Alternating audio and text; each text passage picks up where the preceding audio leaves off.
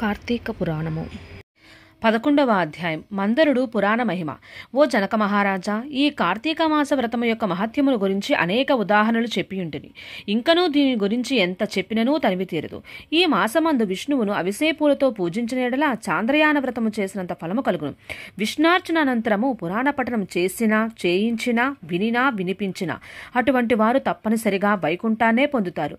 దీనిని గురించి మరొక ఇతిహాసము చెప్పెదను, శ్రద్ధగా ఆలకింపుము అని వశిష్ఠుల వారు ఈ విధంగా చెప్పదొడంగిరి.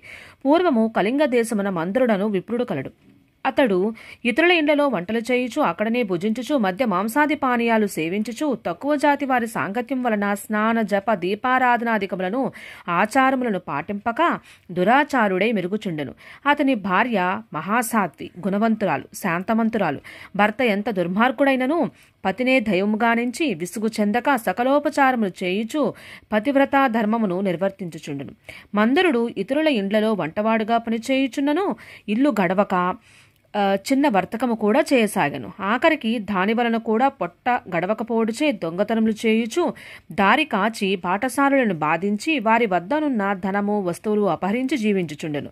ఒక దినమున ఒక బ్రాహ్మణుడు అడవి దారిని పడిపోవుచుండా అతన్ని భయపెట్టి కొట్టి ధనమును హరించుచుండగా అక్కడకు మరొక కిరాతకుడు వచ్చి ధనాశసే వారిద్దరినీ చంపి ధనము మూటగట్టుకుని వచ్చుచుండెను.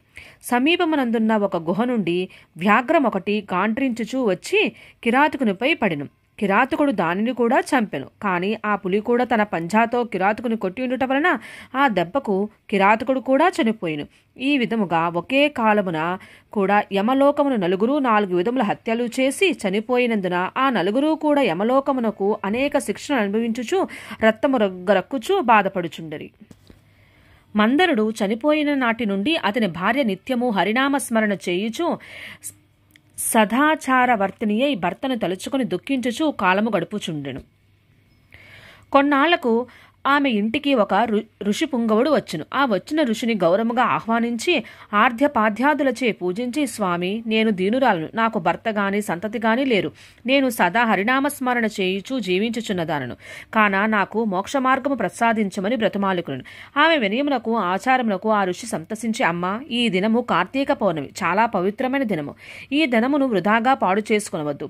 ఈ రాత్రి దేవాలయంలో పురాణము చదువుదురు. నేను చమురు తీసుకుని వచ్చుదను. నీవు ప్రమిదను వత్తిని తీసుకుని రావలేను. దేవాలయంలో ఈ వత్తిని తెచ్చిన ఫలము నీవందుకొనుము అని చెప్పిన తోడనే అందుకు ఆమె సంతోషించి వెంటనే దేవాలయంకు వెళ్లి శుభ్రము చేసి గోమయముచే అలికి ముగ్గులు పెట్టి తానే స్వయంగా వత్తి చేసి 2 వత్తులు వేసి ఋషి తెచ్చిన నూనె ప్రమిదిలో పోసి దీపారాధన చేసెను. అటు తర్వాత ఇంటికి వెడలి తనకు కనిపించిన వారినెల్లా ఆ రోజు రాత్రి ఆలయం నందు జరుగు పురాణ కాలక్షేపమునకు రమ్మని చెప్పెను. ఆమె కూడా ఆ రాత్రి అంతయు పురాణమును వినెను. ఆనాటి నుండి ఆమె విష్ణు చింతనలో కాలం గడుపుచూ కొంతకాలమునకు మరణించెను.